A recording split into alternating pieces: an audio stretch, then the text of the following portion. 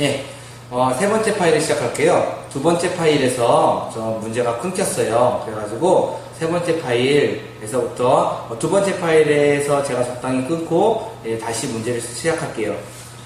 여러분들이 두 번째 파일에서 아마도 이제 그 떨어지는 문제를 해결하다 말았을 거예요. 떨어지는 문제의 그림을 제가 잠깐 찾을게요. 제가 이 문제에서 파일이 끊겼었거든요. 이 문제를 다시 설명해 드릴게요. 이 문제를 이제 보면 이 문제는 오른쪽 그림과 같은 상태에서 이 상태에서 공을 놓으면 어떻게 에너지가 변하는지를 구해봐라 라고 하는 문제예요. 문제를 보면 5kg짜리가 25m 위에서 사람이 들고 있고요. 공을 딱 놓으면 이렇게 떨어지겠죠. 그럼 어떻게 될 것인가를 찾아보는 거예요. 그러면 5kg짜리가 25m 위에 있으니까 이 경우는 위치 에너지를 구할 수가 있고요. 다음에 위에서 잘 봤더니 정지가 되어 있어요. 정지가 되어 있으니까 운동 에너지도 구할 수 있는데 운동 에너지는 0줄이 나와요. 왜냐면 정지는 속도가 0이니까 속도를 제곱해도 0이고요. 속도 제곱을 곱하니까 당연히 0이 되겠죠. 그래서 두 개 더한 역학적 에너지를 구할 수가 있는데 역학적 에너지는 위치 에너지의 숫자만 될 거예요. 위치 에너지 공식은요. 9.8 곱하기 질량 곱하기 높이가 되죠. 9.8 mh로 외웠을 거예요. 그래서 대입을 해서 보면 9.8 곱하기 5 곱하기 25 숫자를 직접 한번 곱해보세요. 그래서 요 구한 숫자가 바로 얘의 전체 이곳에서의 위치 에너지이면서 이곳에서의 역학적 에너지가 되고요. 제가 여기에서 역학적 에너지를 구했다고 하면 모든 곳에서의 역학적 에너지가 다 똑같을 거예요. 조건은 마찰이 없다라는 조건이에요. 만약에 마찰이 있다라고 되면요. 어떻게 될까요? 마찰이 있으면 각 지점의 역학적 에너지는 점점 줄어들 거예요. 마찰 때문에 열을 발생시키고 떨어질 때 소리가 나고 등등 다른 곳으로 에너지가 전환이 돼요. 그래도 전체 에너지는 보존이 되는데 이것을 에너지 보존 법칙이라고 해요. 그래서 이 문제 다음 문제가 여러분들 프린트에서 롤러코스터 문제예요. 그림은 이런 그림이 있을 거예요. 이런 그림. 롤러코스터 문제는 제가 예제에서 어떻게 드렸냐면 죄송합니다. 롤러코스터 문제 말고 이제 한 문제 더 있었죠. 질량이 20kg 물체가 20m에 정지해 있었다. 이 물체가 낙하하여 높이가 15.7m 지날 때 얼마일까? 라는 문제가 하나 더 있었어요. 잠깐요. 이 문제는 잠깐 넣어놓고요. 질량 20kg짜리가 20m 위에 정지되어 있다라고 되어 있고 역학적 에너지 구하래요. 역학적 에너지를 구하라. 그러면 질량 20kg 20m 위에서 정지니까 정지는 V가 0이란 뜻이죠. 그러면 역학적 에너지 구하면 운동 에너지 더하기 위치 에너지인데 얘는 0줄이 나올 거고요. 위치 에너지는 아까 전에 말한 9.8 mh 곱하면 9.8 곱하기 20 곱하기 20 구해서 되겠지요. 그러면 이제 숫자는 그렇게 중요한 숫자를 구하는 것은 여러분들의 능력이죠. 근데 문제점이 이게 기억입니다. 기억. 니은을 잘 봤더니 이 물체가 낙하하면서 15.7m 되는 곳을 지나고 있습니다. 라고 되어 있었어요. 15.7m인 곳을 지난다. 문제는 역학적 에너지만 구하라 라고 되어 있어요. 그래서 여기에서 역학적 에너지를 구하라. 마찰이 없다는 조건이 있어요. 역학적 에너지를 구해라, 역학적 에너지 보존 법칙을 구해라 라고 할 때는 대부분 마찰이 없다는 조건이 있습니다. 그래서 마찰이 없으면 역학적 에너지는 이 숫자를 그대로 쓰면 돼요. 따로 구하지 않을 거예요. 여러분들은 여기 적혀있는 숫자를 가지고 9.8 곱하기 질량 곱하기 15.7로 해서 위치 에너지를 구할 수는 있어요. 근데 계산이 복잡하지요. 위치 에너지 설령 구했다 하더라도 운동 에너지는 못 구하죠. 속력이 안 나와 있으니까. 예. 하지만 운동 에너지를 구할 수가 있겠네요. 왜냐면 역학적 에너지 구하고 요 구한 거에서 빼면 운동 에너지가 나오겠죠. 예. 그래서 운동 에너지도 구할 수 있는데 속력이 안 나타나 있어요. 어떤 문제에서 낙하 문제가 있으면, 낙하 문제가 있고 역학적 에너지가 보존된다는 조건이 있으면 높이만 가르쳐주면 운동 에너지, 위치 에너지 다 구하는 거예요. 그런데 이렇게 구할 때 대부분 너무 숫자를 이렇게 이상하게 안 줘요. 숫자를 이렇게 이상하게 줬다는 소리는 역학적 에너지만 구하라는 뜻이에요. 그래서 제가 맨 처음에 구한 역학적 에너지, 맨 위에서의 역학적 에너지가 15.7m 되는 곳에서도 역학적 에너지가 보존되니까 그 숫자를 그대로 쓴다라고 설명한 거예요. 그 다음 이제 이 문제 풀어볼게요. 롤러코스터 문제예요. 롤러코스터 문제는 제가 읽어보면 이 롤러코스터가 A점에서 시작해서 B점까지 이동하는 동안에 에너지와 일을 설명하라 라고 되어 있어요. 롤러코스터 상상해 볼게요. A점까지 어떻게 될까요?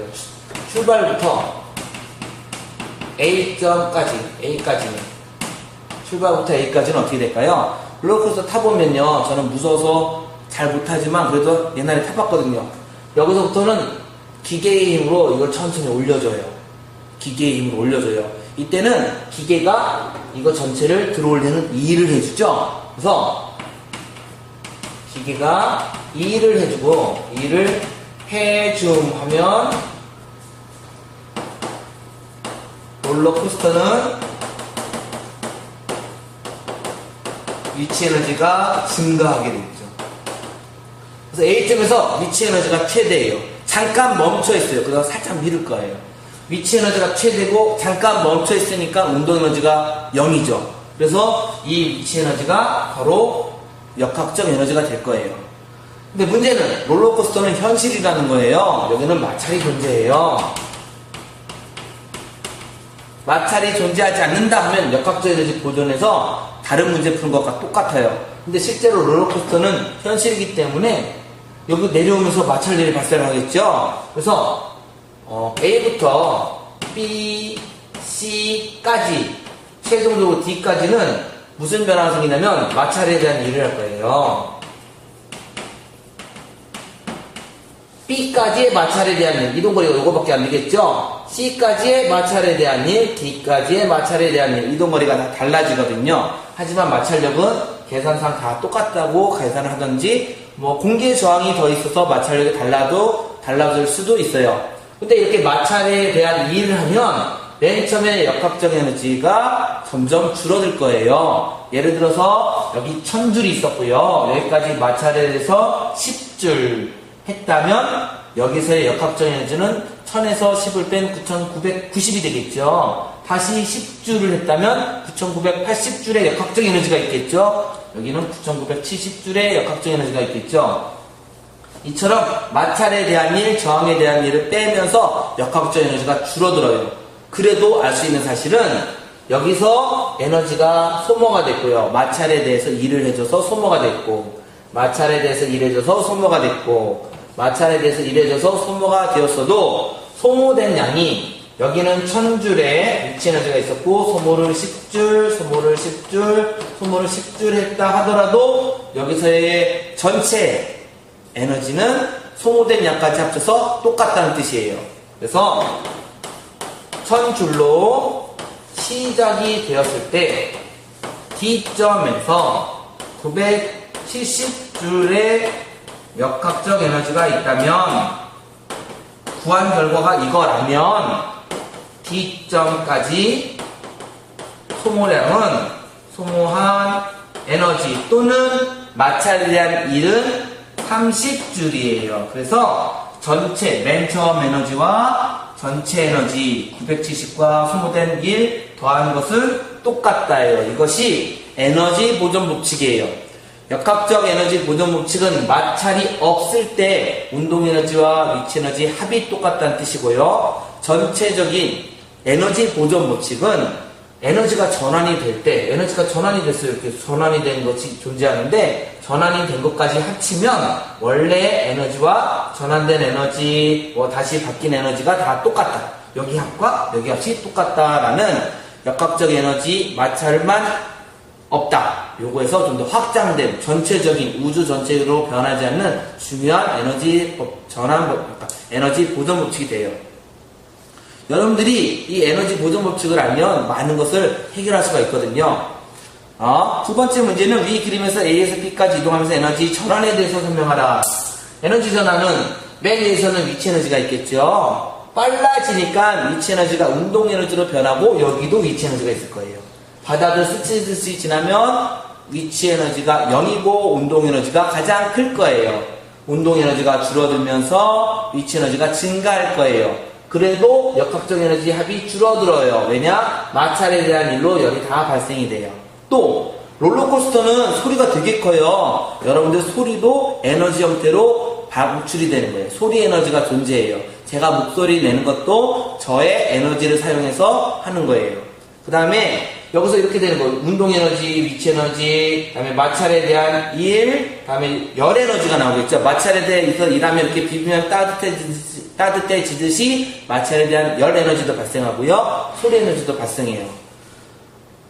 이제 에너지 전환까지 설명을 했어요. 이제 다음 파일은 이제 세 번째 파일에 주로는 제가 잡은 게 뭐냐면 대기예요. 대기를 설명하기 위해서는 먼저 예제에서 피로칼로리 용액에 대해서 나와 있어요. 그림은 없으니까 설명을 드릴게요. 피로칼로리 수용액이다. 저도 여러분들 교과서가 바뀐 다음에 이 수용액을 처음 들었어요. 직접 사고 싶은데 이거 되게 비싸더라고요. 피로칼로리 수용액. 동영상을 찾아봤더니 신기한 수용액이더라고요. 얘는요 O2, 다른 말로 산소죠. 산소랑 결합을 해서 갈색으로 변해요. 아주 진한 갈색으로, 거의 까만색 정도로 아주 진하게 변해요. 그 다음에 얘를 산소를 녹여요. 녹임. 그래서 피로칼로리 수용액을 가지고 공기에 대해서 실험을 할 수가 있어요. 어떤 실험을 가능하냐? 요만큼의 주사기 공간 안에, 빈 공간 안에 이만큼의 수용액이니까 이렇게 그리면 곤란하겠죠? 이렇게 주사기를 놓고 이만큼의 피로칼로리 수용액을 집어넣었어요. 얘가 피로칼로리 수용액이에요. 투명한 색깔이에요, 맨 처음에. 얘가 반응하지 않을 땐 투명한 색깔이에요. 그 다음에 여기에 공기가 있었어요, 공기. 예를 들어서 여기 공기가 100ml 있다고 합시다. 여기 공기가 100ml 들어있어요. 그래 놓고 이 피로칼로리 수용액을 열라 계속 흔들면 공기와 수용액이 맞닿는 데서 공기에서 산소가 일부러 녹아 들어가요. 그래서 여기 부피가 줄어들어요. 그래서 잠시 뒤 실험이 끝난 뒤엔 어떻게 변하냐면 수용액은 부피가 그대로예요. 수용액이 이제 압력이 자연스럽게 변하기 때문에 이렇게 수용액은 다시 변할 거예요. 수용액이 있을 거고 여기 다시 공기가 생길 거예요. 근데 이 공기가 78ml로 될 거예요. 무슨 뜻이냐면 79ml가 될 거예요. 약이에요. 그러면 이렇게 100ml에서 79ml로 줄어든 것은 산소가 이 안에 녹았기 때문이거든요. 그럼 산소가 녹았으니까 여기서 줄어든 양 100ml 빼기 79ml는 21ml. 얘는 피로칼로리 수용액의 성질 때문에 산소가 줄어든 거고 이 줄어든 양이 산소의 부피다라고 산소의 부피를 잴 수 있는 실험이에요. 피로칼로리 수용액을 잘 실험하면 21ml, 그러니까 약 20%. 100을 실험하면 80 정도 남는다. 79가 80하고 비슷하죠? 20 정도가 녹는다. 이런 수용액의 성질이 있어요. 교과서 실험이 있으니까 한번 차근차근 읽어보시면 도움이 될 거예요. 피로칼로리 수용액으로 알 수 있는 사실이 바로 공기의 조성인데 바로 산소가 약 20%, 정확히 21% 들어있다는 사실을 알 수 있습니다. 산소의 조성을 잠깐 말하면 공기의 조성은요 질소가 가장 많아요. N2죠. 79% 가지고 있고요. 산소가 O2죠. 얘가 21%. 나머지 1% 안에 아르곤, 이산화탄소, H2O, 기타 등등의 물질이 들어있어요. 아르곤, 이산화탄소, 물이에요. 이게 공기의 조성입니다. 이제 그 다음 문제 볼게요. 그 다음 문제는 대기권 문제예요. 선생님이 대입권 그림 좀 사줄게요. 이 문제인데, 교과서에 이 그림이 있어요. 교과서 거의 한 페이지에 걸쳐서 나와 있는데, 이 그림 좀 더 간단하게 해놨습니다. 대기권은요, 이렇게 그래프를 그려서 구별할 수 있어요. 어떻게 구별하냐? 온도가 낮아지는 곳, 온도가 높아지는 곳, 온도가 다시 낮아지는 곳, 온도가 다시 높아지는 곳 구별할 거예요. 그래서 구별 기준이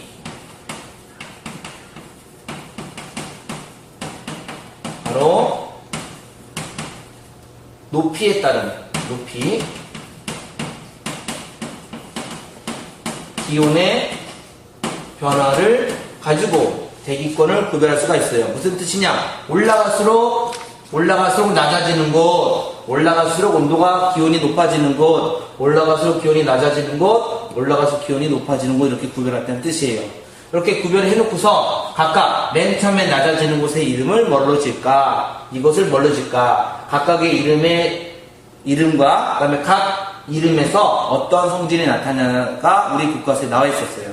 보면 먼저 A 지점이에요. 가장 지표면이랑 맞닿아 있는 곳은 대류권이라고 하죠. 대류권의 성질은 기상현상이 나타나요.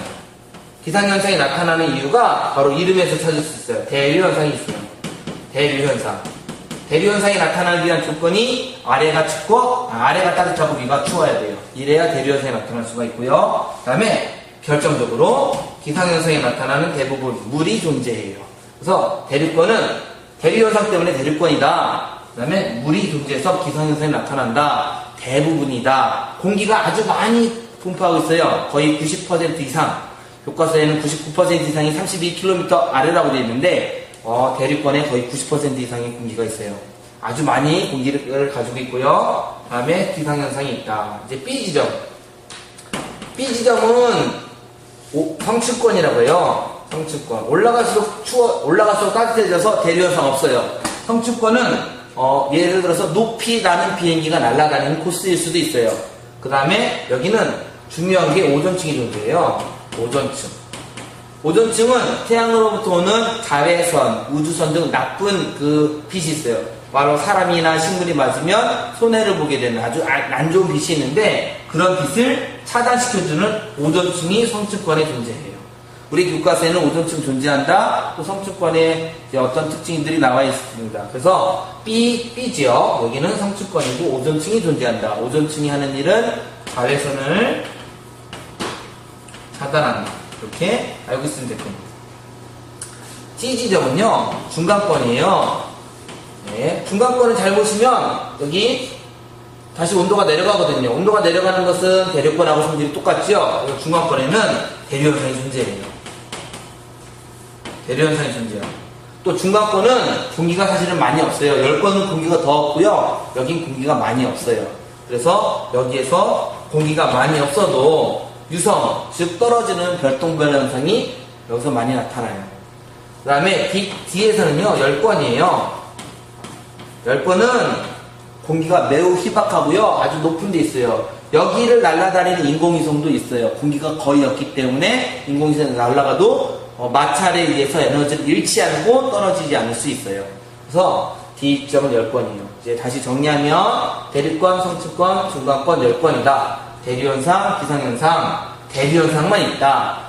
성층권에는 오존층이 있다. 이렇게 중요한 사실이 될 겁니다. 이제 3페이지 볼게요. 3페이지에서의 첫 번째 문제는요, 이제 복사평형 문제예요. 여러분들이 이 실험이 교과서에 적혀 있거든요.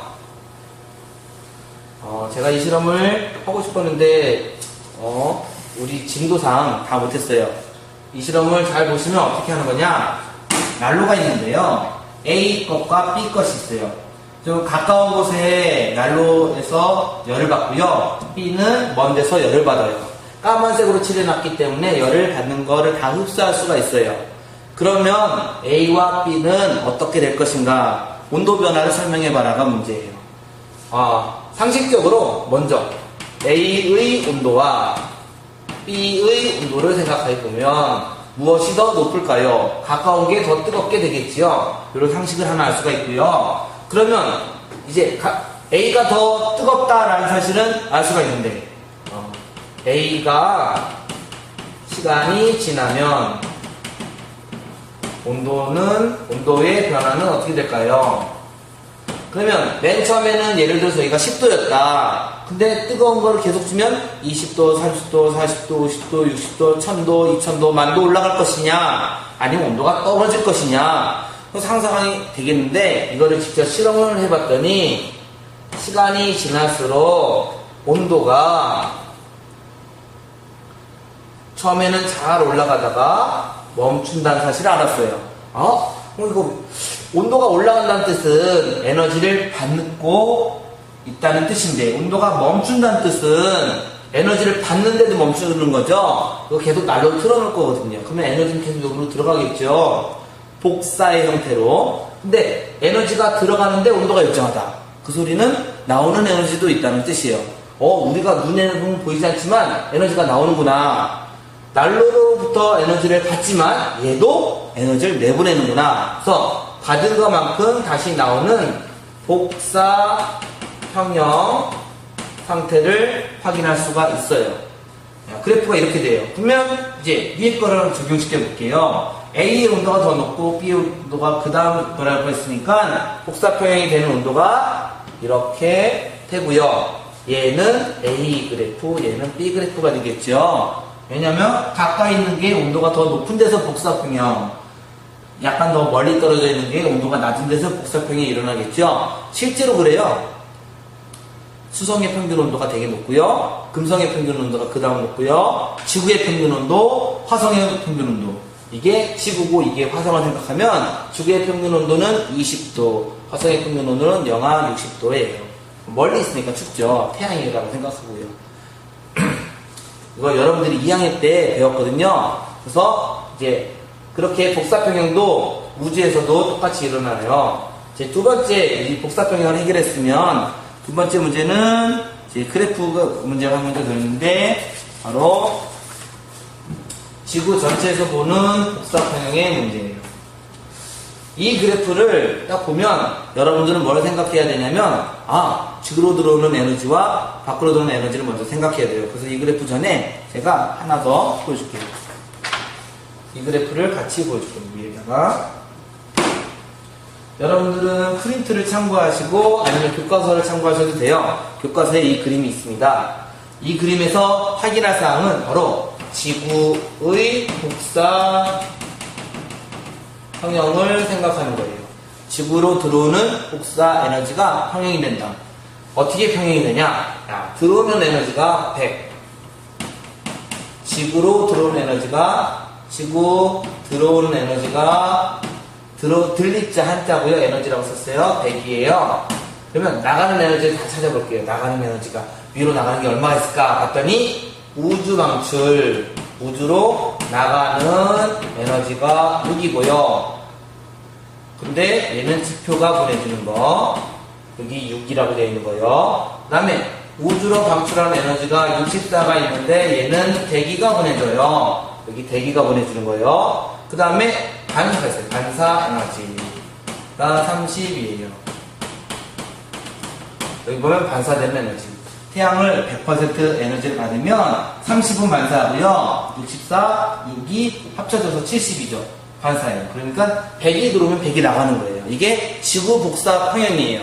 그런데 지구는 이렇게 계산한 온도보다 훨씬 더 따뜻하게 존재해요. 그 이유가 온실 효과 때문에 그래요. 온실 효과가 여기에 설명이 되어 있어요. 온실 효과를 대충 설명해 주면 여기 들어오는 30을 반사하면 70이 들어오겠죠. 70이 들어오고 그 중에 50을 지표가 받고 대기가 20을 가져가요. 지구가 153이라는 엄청난 에너지를 밖으로 방출하고 그 중에 147을 대기가 받아요. 그러면 20을 받고 147을 받으니까 167이거든요. 이 167 중에서 다시 지표로 103을 보내줘요. 우주로 64를 보내줘요. 아까 계산한 우주로. 그러니까 지구는 대기가 100 정도, 147, 20, 103 정도의 에너지를 항상 공기가 가지고 있어요. 공기가. 그래서 온실 효과가 나타나요. 공기가 하나의 따뜻한 온실의 역할에서 여기 온도가 높아지는 거예요.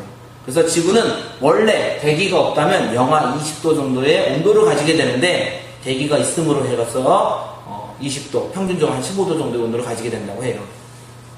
과학자마다 대기가 없을 때 온도는 좀 다를 수 있어도 결론적으로 우리는 온실효과 때문에 좀 더 따뜻하게 살고 있는 거예요. 이제 온실효과가 이렇게 일어나면 온실효과 기체도 아셔야겠죠. 온실효과 기체. 바로 CO2, 그 유명한 이산화탄소 온실효과 기체고요. 의외로 물도 온실효과 기체예요. 수증기도요. 그 다음에 CH4라고 하는 메테인 가스. 메테인 가스도, 메테인도 온실효과 기체가 돼요. 그래서 온실효과 기체는 이산화탄소, 그 다음에 수증기, 그 다음에 메테인이 되고, 이거 외에 여러 가지 공기 오염이 되는 것도 대부분 온실효과 기체라고 할 수가 있습니다. 이제 온실효과 기체를 설명을 했고요. 그 다음 설명은 지구에 이렇게 에너지가 들어올 때 이런 실험이 있었어요. 전등을 준비하고 전등을 켜서 빛이 요만큼 들어오는 거. 전등이 이렇게 되어 있어서 빛이 이렇게 들어오는 거. 똑같은 전등이라고 하면 여기 전등 에너지가 100이 들어오고 여기 전등 에너지가 100이 들어온다고 합시다. 똑같은 전등으로 계산해서. 그러면 생각해 봅시다. 이 면적은 100제곱이고 이 면적은 200제곱 cm예요. 그런데 둘 다 똑같은 전등에서 에너지가 오니까 100이라는 에너지가 오고 여기도 100이라는 에너지가 온다고 합시다. 똑같은 전등이니까. 생각해보면 100이라는 면적이 100의 에너지를 받으니까 1이라는 면적은 1의 에너지를 가지겠지요. 근데 이 경우는 200이라는 면적이 100을 가지니까 1이라는 면적은 0.5라는 에너지를 가지겠지요. 그래서 빛이 수직으로 오면 많은 에너지를 받아요. 이 설명을 제가 굳이 숫자를 써가면서 했던 이유가 지구가 이렇게 반원만 4분의 1원만 생각할 때 태양빛을 이렇게 받는 것은 거의 90으로 수직으로 에너지를 받거든요. 그런데 이런 데는 빛을 이렇게 받죠. 그러니까 여기는 에너지를 조금밖에 못 받아요. 여기는 에너지를 많이 받아요. 그 소리는 여기는 에너지를 많이 받으니까 열이 많이 쌓일 수가 있고 에너지를 많이 못 받으니까 추울 거다라는 것이 되겠죠. 이게 바로 이 그래프예요.